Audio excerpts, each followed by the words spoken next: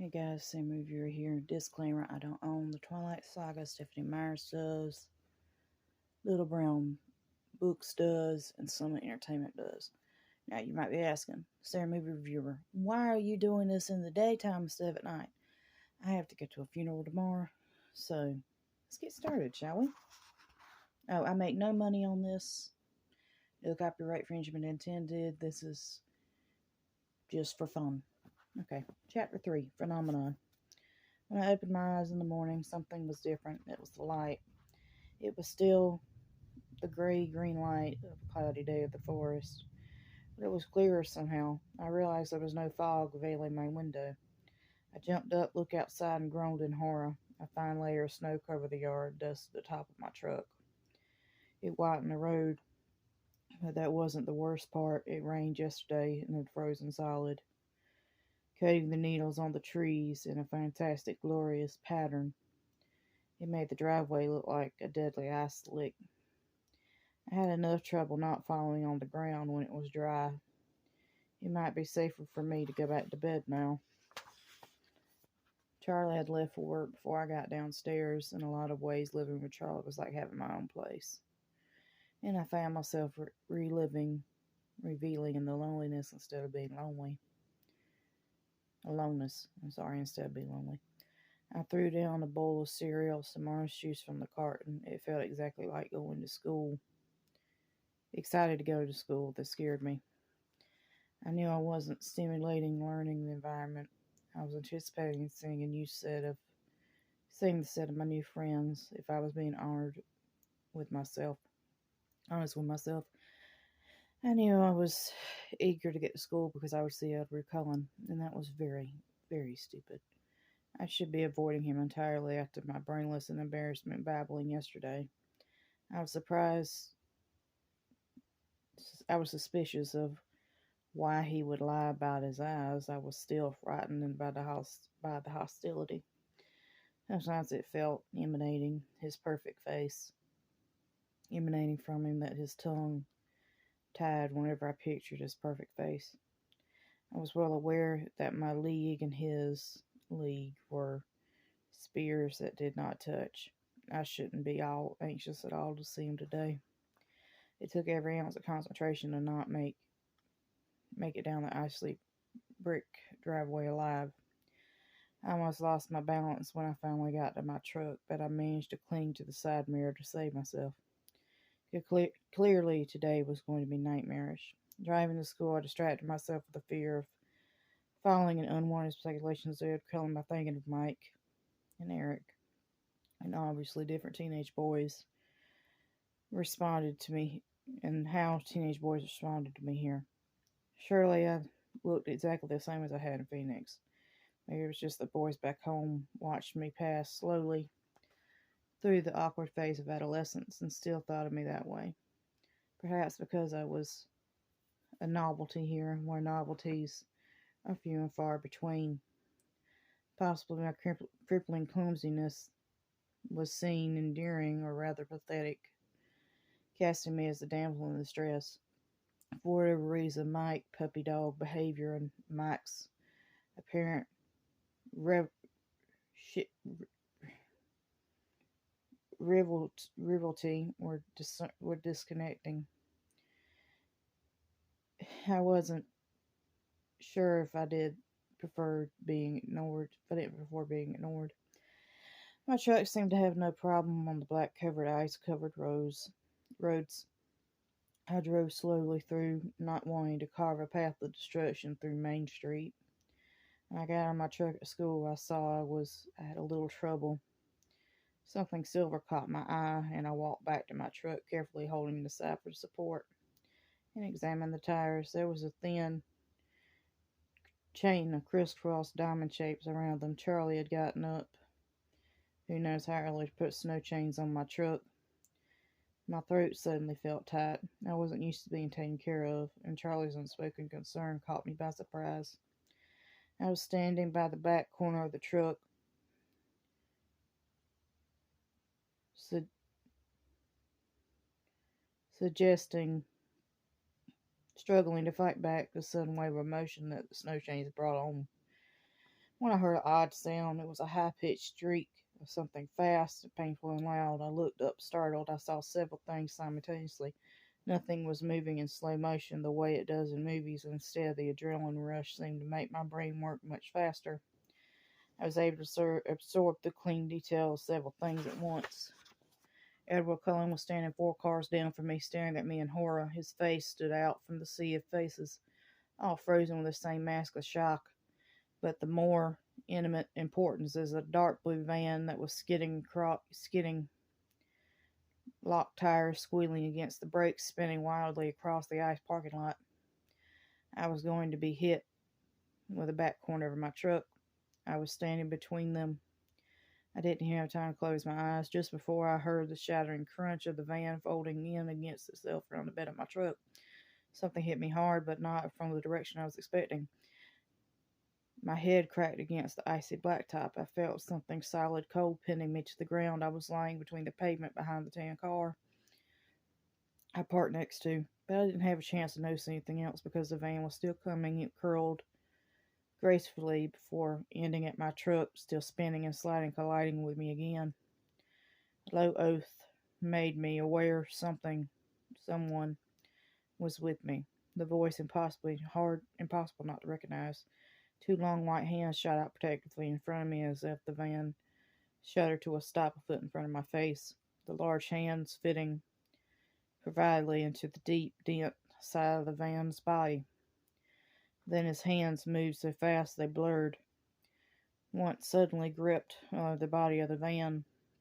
Something dragged me, swinging my legs around like a rag doll, till they hit the tire of the tin car. A groaned metal thud hurt my ears. The van settled, glass popping onto the asphalt, exactly where I was a second ago. My legs had been. It was absolutely silent for a long second before screaming began. Interrupted bedlam. I could hear more than one person shouting my name. But more than that, I could hear Edward Cullen's low, frowning voice in my ear. "Bella, are you all right?" "I'm fine." My voice sounded strange. I tried to sit up and realized he was holding me against the side of his body in an iron grasp. "Be careful," he warned. "I think you hit your head pretty hard." I became aware of the throbbing ache in the center above my left ear. "Ow," I said in surprise. That's what I thought. His voice amazingly sounded as if he was suppressing his laughter. "How in the—" I trailed off, trying to clear my head and get my bearings. "How'd you get over here so fast?" "I was standing right next to you, Bella," he said, his tone serious again. I turned to sit up, but this time he let me, releasing his hold around my waist, sliding as far away from me as he could in a limited space.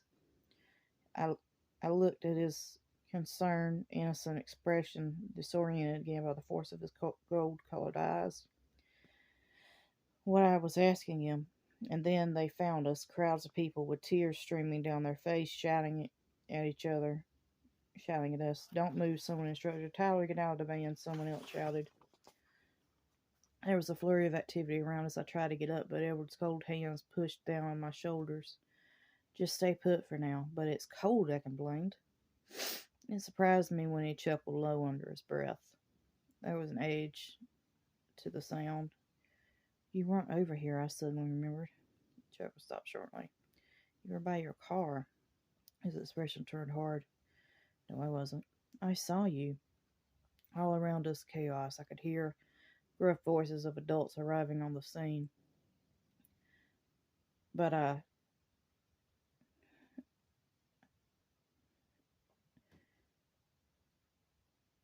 I'm trying to figure out how to pronounce this word. OBTS. I'm going to spell it OBSTI. Instantly held on to the argument.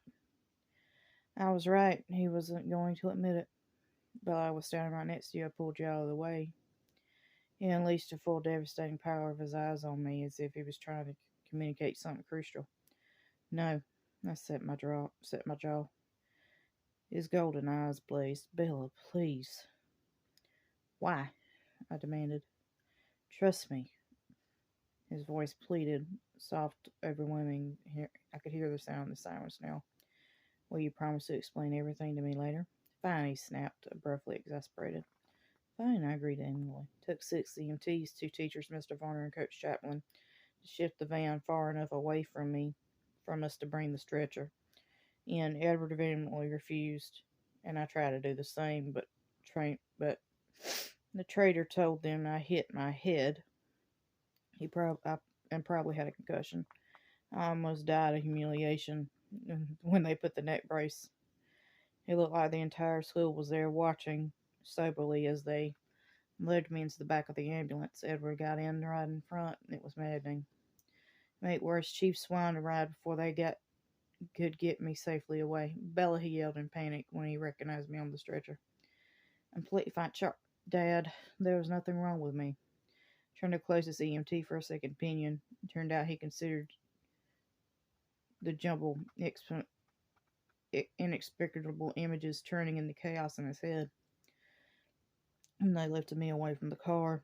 I seen the deep dent of the car's bumper, very distinct dent that lifted curiously of Edward's shoulder.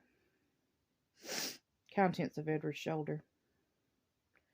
As if he had braced himself against the car with enough force to damage the metal frame.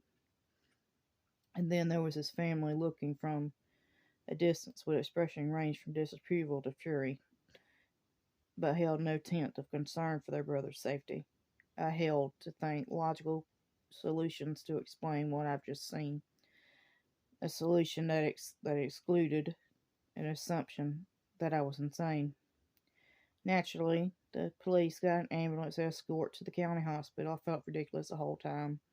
They were unloading me. Made worse, Edwards simply glided through hospital doors under his old power. I ground my teeth together. They put me in the emergency room, along with a line of separate beds, pastel patterned curtains, and a nurse that was pressuring the cuff of my arm and a thermometer under my tongue. Since no one bothered pulling the curtain around to give me some privacy, I decided I wasn't obligated to wear this stupid neck brace anymore. When the nurse walked away, I quickly unfastened the Velcro and threw it under the bed.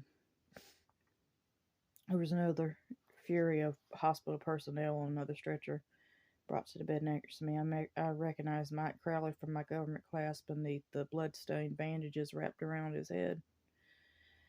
Tao looked at 100 times worse than I felt, but he was staring anxiously at me. Bella, I'm so sorry. I'm fine, Tao. You look awful. Are you all right?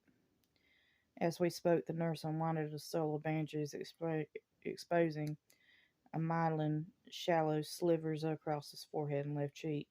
He ignored me. I thought I was going to kill you. I was going so fast I hit the ice wrong. He winced as the nurse dabbed at his face. Don't worry about it. You missed me. How did you get out of the way so fast? You were there and then you were gone. Edward pulled me out of the way. He looked confused. Who? Edward Cullen. He was standing next to me. I've always been a terrible liar, but it did sound convincing after it all. Cullen, I didn't see him. Wow, that was so fast. I guess, is he okay? I think so. He's somewhere. But they didn't make him use a stretcher. I knew I was crazy. What had happened? I was there, and there's no way to explain what I've seen. They wheeled me away to x-ray from my head. I told them there was nothing wrong, and I was right. Not even a concussion. I asked when I could leave, but the nurse said I had to talk to the doctor first. So I was trapped in the ER waiting, harassing Tyler for constant apologies and promises to make it up to me. No matter how many times I tried to convince myself I was fine, he continued his torment himself. Finally, I closed my eyes, ignoring him, and he kept up, reversible mumbling. Is she sleeping? A musical voice asked. My eyes flew open. Edward was standing at the foot of the bed, smirking. I glared at him, and it wasn't easy. It would have been more natural to ogle. Edward, I'm really sorry. Edward lifted a hand to stop him. No blood, no foul, he said, flashing his brilliant teeth as he moved to sit to the edge of Tyler's bed, facing him, smirking again. So what's the verdict, he asked me. There's nothing wrong with me at all, but they won't let me go, I complained. How come you aren't strapped to a gurney like the rest of us? It's all about who you know, he answered. Don't worry, I came to spring you. Then the doctor rounded the corner, and my mouth fell open. He was young, he was blond, He was handsomer than any movie star I'd ever seen. He was pale, though he looked tired, circle under his eyes. From Charlie's description, this must be Edward's father. So, Miss Swan, Dr. Cullen said remarkably, how are you feeling? I'm fine, I said for the last time, I hoped. He walked to the light board above my head and turned it on. Your x-rays look good. Does your head hurt? Edward said you hit your head pretty hard. It's fine, I repeated, slightly throwing a quick scowl at Edward. Doctor's cool fingers probed lightly and wrung my skull. He noticed when I winced. Tender? Not really, I said. I had worse. Heard a chuckle and looked over at Edward. To see his smile, my eyes narrowed. Well, your father is in the waiting room. You can go home now. But come back if you feel dizzy or have trouble with the eyesight at all. Can I go back to school? I asked, imagining Charlie would be attentive. Maybe you should take it easy for the day. I glanced at Edward. Does he get to go back to school? Someone has to spread the good news that we survived, he said smugly. Actually, most of the school seems to be in the waiting room. Oh, no. I moaned, covering my face with my hands. Dr. Cullen raised an eyebrow. Do you want to stay? No, I insisted, throwing my legs over the bed, hopping quickly down too quickly. I staggered. Dr. Cullen caught me. He looked concerned. I'm fine, I assured him. No need to tell him that I've had balancing problems and nothing to do with getting hit in the head. Take some Tylenol for the pain. It doesn't hurt that bad, I insisted. It sounds like you were extremely lucky, Dr. Cullen said, smiling as he noticed the chart with flourishing. Luckily, Edward seemed to be standing next to me. I amended a glance, examining the subject of my statement. Oh, well, yes. Dr. Cullen agreed, suddenly occupied by the paperwork in front of him. He looked away at Tyler and walked back to the next bed. My intuition flicked at the doctor on my way. The doctor was in on it. I'm afraid you'll have to stay with us a little bit longer, he said to Tyler, and began to check his cuts. As soon as the doctor's back was turned, I moved to Edward's side. Can we talk for a minute? I hissed under my breath. He took a step back from me, his jaw suddenly clenched. Your father's waiting for you. He said through his teeth. I glanced at Dr. Cullen and Tyler. I'd like to speak to you alone, if you don't mind, I pressed. He glared at me and then turned back and strode into the long room. Nearly had to run to keep up. As soon as we turned the corner into a short hall, he spun around and faced me. What do you want? He asked, sounding annoyed. His eyes were cold. His unfriendliness intimidated me. My words came back, less severe than I intended. You owe me an explanation, I reminded him. I saved your life. I don't owe you anything. I flinched back at the resentment in his voice. You promised. Bella, you hit your head. You don't know what you're talking about. His voice was cutting. My temper flared now. I glared defiantly after him. There's nothing wrong with my head. He glared back. What do you want, Bella? I want to know the truth. I want to know why you're lying. What do you think happened? He snapped. It all came out in a rush. All I know is that you wasn't anywhere near me. Tyler didn't see you either, so don't tell me I hit my head too hard. The van was going to crush us both, and it didn't. Your hands left dents in the side of it, and you left a dent in the other car. You're not hurt at all. And the van should have smashed my legs, but you were there holding it up. I could hear how crazy I sounded. I couldn't continue. I was so mad. Tears were coming, and I tried to force them back, grinding my teeth together.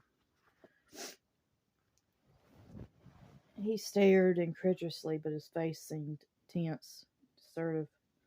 You think I lifted a van off you? His tone questioned my sanity, but it only made me more suspicious. It was like the perfectly delivered line of a skilled actor. I merely nodded once, jaw tight. Nobody would believe that, you know. His voice held a edge of discern now. I'm not going to tell anybody, I said, each word carefully controlling my anger. Then why does it matter? It matters to me. I do not like to lie, so it better to be a good reason why I'm doing it. Can't you just thank me and get over it? Thank you, I waited a few minutes patiently. You're not going to let this go, are you? No. In that case, I hope you enjoy disappointment. We scowled at each other in silence. For the first time, I tried to speak, focusing myself. I was in danger of being distracted by his livid, gorgeous face. It was like trying to stare down a destroying angel. Why does it even bother you? I asked frigidly. He paused. A brief moment, his stunned face unexpectedly vulnerable. I don't know, he whispered. And then he turned his back to me and walked away. I was so angrily he took a few minutes until I could move. When I could walk, I made my way slowly to the exit down the end of the hallway. The waiting room was more unpleasant than I feared. It seemed like every face I knew in Forks was there staring at me. Charlie rushed to my side, put up my hands. There's nothing wrong with me, I assured him. Suddenly, I was still at the advantage of the moon of our chit chat. What'd the doctor say? Dr. Cullen saw me and he said I was fine, I could go home. I sighed. Mike, Jessica, and Eric were there, beginning to converse us. Let's go, I urged. I pulled Charlie's arm behind my back, not quite touching me, as I led him out the glass doors to the exit. I waved sheepishly at my friends, hoping to convince them they didn't need to worry anymore. It was a huge relief, the first time I ever felt that way. Getting into the cruiser, we drove in silence. I got wrapped up in my thoughts. I barely knew Charlie was there. I was positive by Edward's defensive behavior in the hall, confirming the bizarre things I could hardly be able to believe I witnessed. When we got to the house, Charlie finally spoke. You need to call Renee. He hung his head guilty. I was appalled. You told Mom? Sorry. I slammed the cruiser door a little harder than necessary on my way out. My mom was in hysterics, of course. I had to tell her I felt fine 30 times before she'd calm down. She begged me to come home, forgetting the fact that the home was empty at the moment, and her pleas were easier to resist. I would have thought I was consumed by my mystery of Edward Cullen's presence, and more than a little obsessed by Edward himself. Stupid, stupid, stupid. I wasn't eager to escape Forks, as I should be. Normally, as any normal and sane person would be. Decided I might go to bed early tonight. Charlie continued to watch me anxiously, and it was getting on my nerves. I stopped on my way to grab 3 Tylenol from the bathroom. They did help, and they did ease the pain. I drifted to sleep. That was my first night. I dreamed of Edward Cullen. Next one will be invitations. Talk to y'all later. So move you out.